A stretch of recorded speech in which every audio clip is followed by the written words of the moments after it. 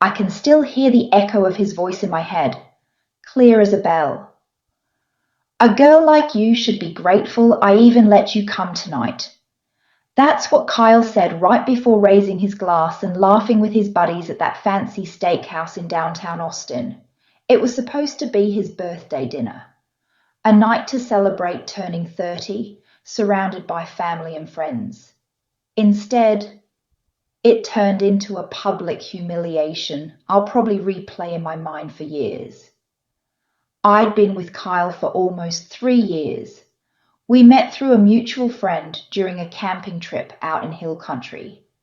He had that easy charm, all tan skin and dimples, the kind of guy who could sweet talk your grandma and bum a beer off your dad.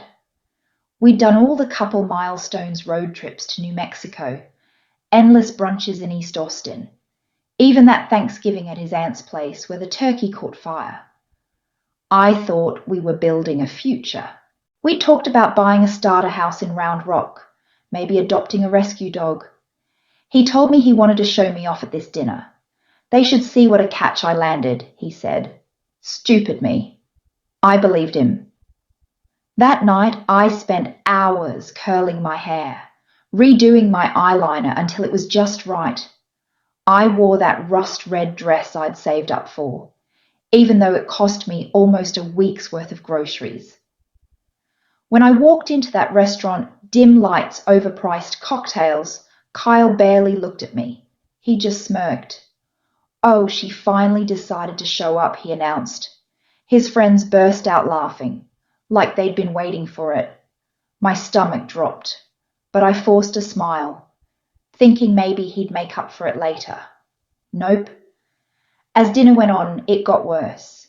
He commented on how I could have tried harder with my hair, how retail jobs are for people who gave up on their dreams. Then he joked about me being his charity case, right there, in front of everyone. I wanted to crawl under the table and vanish. I excused myself, ran to the restroom, splashed cold water on my face, gripped the sink so hard my knuckles turned white. When I came back, it went dead silent for a second. Then Kyle turned to me with that sick grin. I think we're done here, he said loud enough for the whole room to hear. I need a real woman, not some small-town charity project. He tossed his napkin, stood up and left me, sitting there alone, with a $520 bill. I felt the whole place staring, my heart pounding so loud it drowned everything else. I sat there for what felt like forever, under the soft chandelier light, wondering how I let it get this far. I don't remember how I got to my car. The sharp Texas night air hit my face. I tasted bile in my throat. My hands shook so bad I could barely unlock the door. Somehow, I ended up at my sister Jenna's place on the north side of Austin. Her cozy house with the squeaky porch swing, the smell of cinnamon candles everywhere. Jenna's always been my safe place. 5 years older, a middle school teacher with that no-nonsense warmth. She opened the door, plaid pajama pants, messy bun pulled me in and let me sob until I felt hollow. Next morning over her 2 strong coffee, she sat me down. That boy's been poisoned from day one, she said. I saw it even if you didn't. It stung. But she was right. We unpacked every red flag I'd ignored. Splitting bills when he knew I was broke. Mysterious business trips that somehow ended up on my credit card. His digs about my retail job. As if helping people find the right shoes wasn't real work. While Jenna graded spelling tests, I spiraled. I logged into our shared bank account. Yes, he convinced me to open one for the future. Turns out the future was full of cash advances, late fees, and big transfers to Marketing Investments LLC. A quick Google search. It was a defunct shell company under his name. I felt my face flush. All those networking dinners and equity meetings lies. That afternoon, Jenna texted me a screenshot Kyle's Facebook post. Leveling up. Ditching the dead weight. Photo of him in a rented sports car captioned, "Finally free." I almost threw my phone. All those nights I stayed up helping him rehearse fake pictures. The money I thought was for us gone. Jenna squeezed my hand. "You're going to rise from this," she whispered. "But first we got to get you out of this mess." I nodded, too numb to even cry. The next morning, 6 a.m., my phone buzzed. Debbie, Kyle's mom. I froze. Jenna mouthed, "Answer it." Debbie's voice, thin, shaky, like she'd been crying all night. "Kyle told me you two had a misunderstanding." But I know something's wrong. She'd always been kind brownies, birthday calls, knitted scarves. But now she sounded lost. She confessed Kyle told her I was moody holding him back, that I didn't want him to succeed. Then she said it. He convinced her to co-sign a $50,000 loan for his startup. I pressed my palm to my forehead. I wanted to scream, but I just listened. "He said you were going to announce your engagement at his dinner." She whimpered. "I bought a new dress. I thought I'd finally have a daughter-in-law." My throat closed up. She kept apologizing. "I don't know how he learned to lie like this," she whispered. That was it. Something snapped. Kyle hadn't just lied to me. He twisted his mum's love, turned her hope into a weapon. Jenna stood beside me, hand on my shoulder. I hung up. She hugged me tighter than ever. "I need to stop him," I whispered. "For me. For her." Jenna pulled back. "Then let's burn it all down. Together." That was the first moment I felt something like power. 2 days later, I thought I could finally breathe. Jenna and I were baking cornbread for her neighbor's charity potluck, laughing flour everywhere. Then the doorbell. Jenna peeked. Her face went pale. "It's him," she hissed. My stomach fell. Before I could even move, Kyle barged in, sweaty, wild eyes, like a trapped animal. He ignored Jenna, stormed right up to me in the kitchen. "You ruined everything," he yelled. His voice cracked. "You know how hard I worked to build my image. You turned everyone against me." I backed away. He grabbed my wrist. Jenna shoved between us, almost knocked the mixing bowl off the counter. "Get your hands off my sister," she snapped, "or you'll be leaving in an ambulance." Kyle glared at her, then looked at me, desperate now. "Please, please. Tell my mom it was a misunderstanding. Tell her you were stressed overreacting." I felt my pulse in my throat. "A misunderstanding," I said, voice shaking but rising. "You humiliated me, lied to everyone, stole money, and you want me to lie for you again." His face twisted, meaner than I'd ever seen. "You always were dramatic," he spat. "You think you're a victim. You're nothing without me. No one even noticed you before I made you interesting." Then my phone buzzed. A text from my cousin in Dallas. "Why is Kyle saying on Facebook that you stole from him?" "Tbuthy H," I showed Jenna. Her face turned bright red. "Get out," she growled. Low, cold. Kyle didn't budge. Then he pulled out a tiny black box. "I was going to propose at my birthday dinner," he shouted. "It was all for us. The surprise, you ruined it." He opened it. A cheap ring. Mall clearance bin style. "Sad. Pathetic," Jenna snapped. She grabbed the ring, flung it out the door so hard it vanished into her rose bushes. "Take your trash, your lies, and get out of my house." Kyle's mouth opened like he wanted to argue, but he saw Jenna's face. Maybe mine too. He turned, stormed out, slammed the door so hard a framed photo crashed to the floor. I stood there, breathless, staring at the broken glass on the floor. Jenna pulled me into a hug. Outside, we heard Kyle screaming into his phone. That was the moment I knew. He wouldn't stop.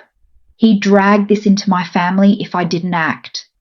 And deep inside, something finally snapped into focus. I didn't sleep that night. I lay on Jenna's pull-out couch, staring at the ceiling fan spinning slow circles above me.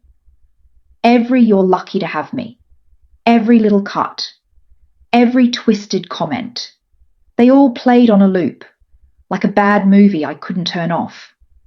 By sunrise, I had a plan. I called my grandmother in Fort Worth, Nana Jean.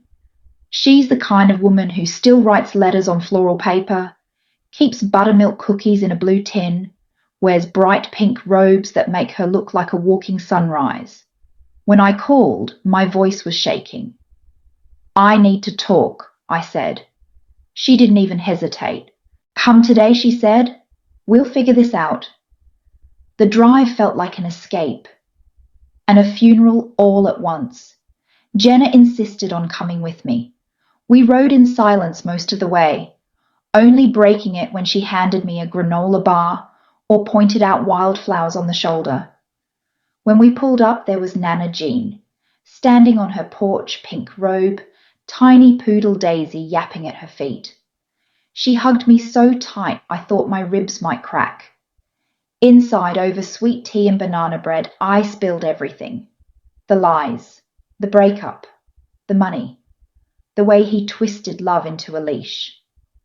Nana didn't interrupt. She nodded, eyes fierce and glassy at the same time. Quiet fury. Then she said it.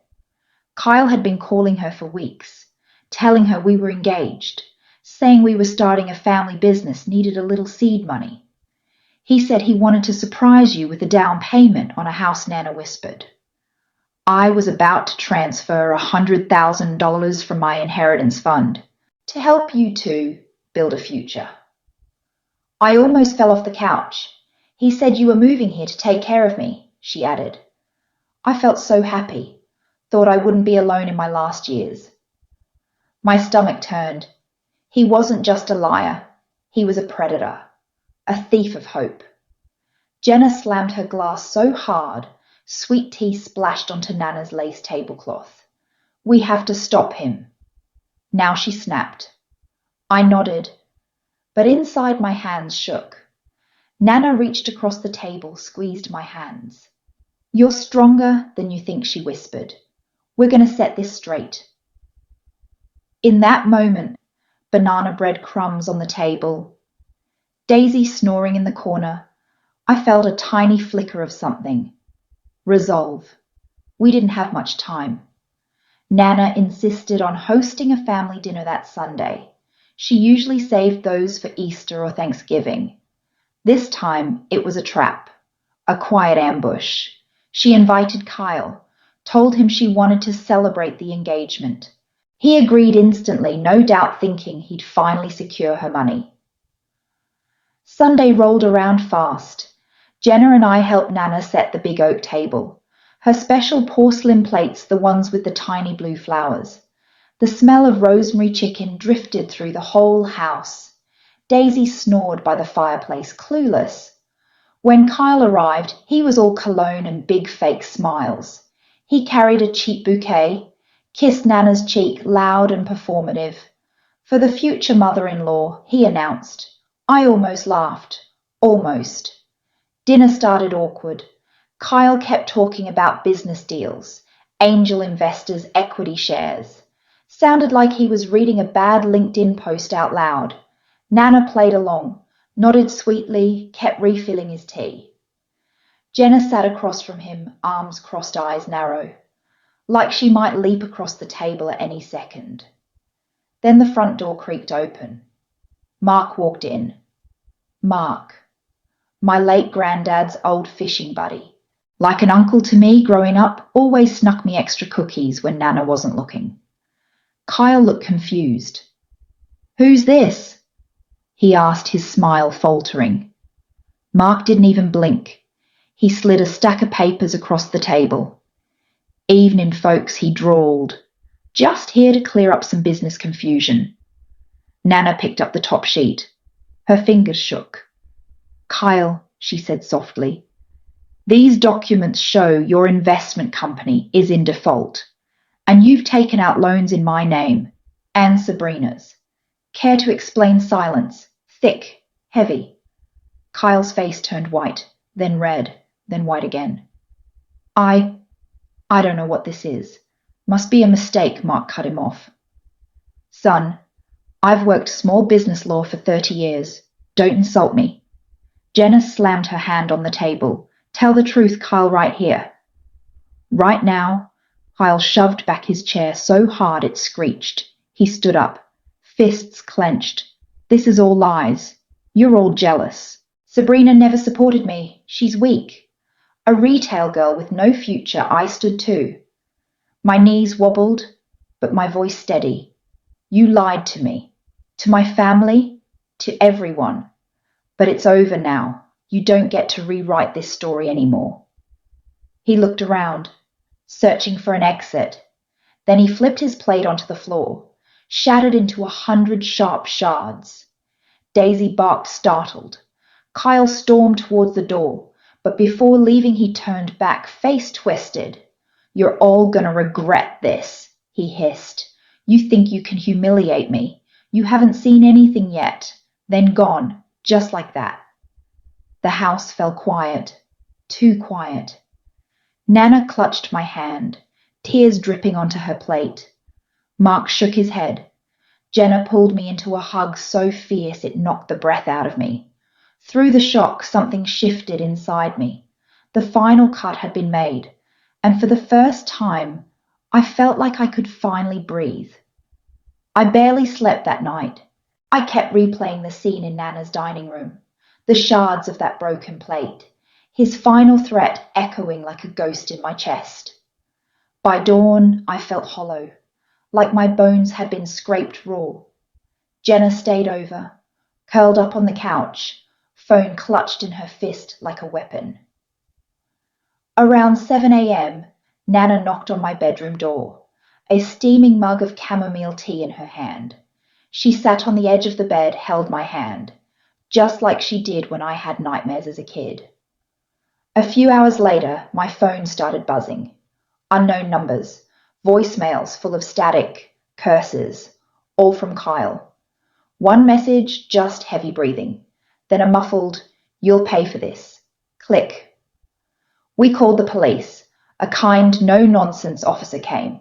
He scribbled down everything the fake companies, the threats, the inheritance scheme, handed me a pamphlet about protective orders, offered extra patrols near Nana's place. Nana clutched Daisy tight, her eyes a mix of fear and heartbreak.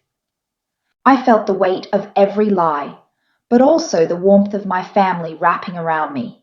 Jenna cancelled her big parent-teacher conference, refused to leave my side. Mark called twice that day, offered to help move my stuff. Nana kept feeding me, little bowls of soup, slices of pound cake, until I finally managed to finish a plate without shaking. That afternoon, I turned my phone on one last time, saw a final message from Kyle, a blurry photo. Us 2 years ago at a county fair, his arm around me, my face lit up in a laugh I barely recognized now. Underneath he wrote, "We were perfect. You ruined everything." I didn't reply, blocked his number, for good. The next few weeks felt like a slow sunrise, painful, fragile, but inching toward warmth. I helped Nana set up meetings with her lawyer, protect her assets, cancelled every shared account, closed every window he left open in my life. One Saturday, Jenna dragged me to a little outdoor market. We ate overpriced kettle corn, bought succulents we didn't need. Under that bright Texas sun, I laughed, really laughed. My ribs hurt. People keep saying I'm strong, but most days I just feel lucky. Lucky to have survived. Lucky to have people who refuse to let me fall apart alone. I know he might resurface, flailing for attention or revenge, but now I feel ready. There's a quiet power in surviving someone's worst and coming out loving yourself a little more than before. Looking back now, it feels unreal. like a fever dream I'm slowly waking up from. Some mornings I still reach for my phone, expecting a furious text, or seeing his name light up. A phantom limb I keep trying to move, even though it's long gone. I don't know if I'll ever fully understand why he did it. Maybe he believed his own lies. Maybe he needed control so badly he'd rather destroy than face himself. Or maybe he was just broken beyond fixing. But here's what I do know. Love isn't a cage. It isn't humiliating someone so you feel big, or using trust like a leash, or playing family like chess pieces.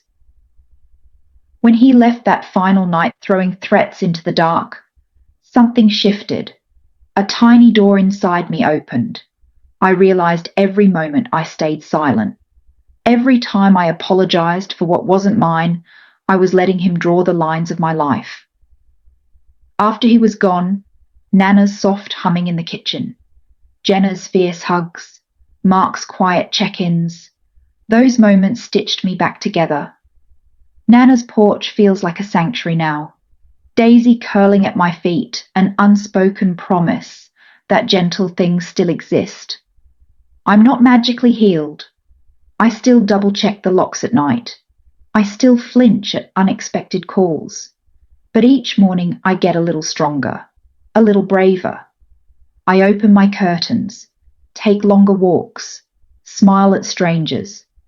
I dare to imagine a future where my laughter isn't used against me, where I trust again.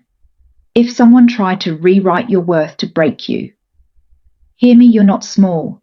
You're not broken. You are not their cruelty. Tonight, as I sit here wrapped in Nana's old quilt cicadas singing outside, I feel it deep in my bones. I didn't just survive him. I outgrew him. And that is my quiet victory.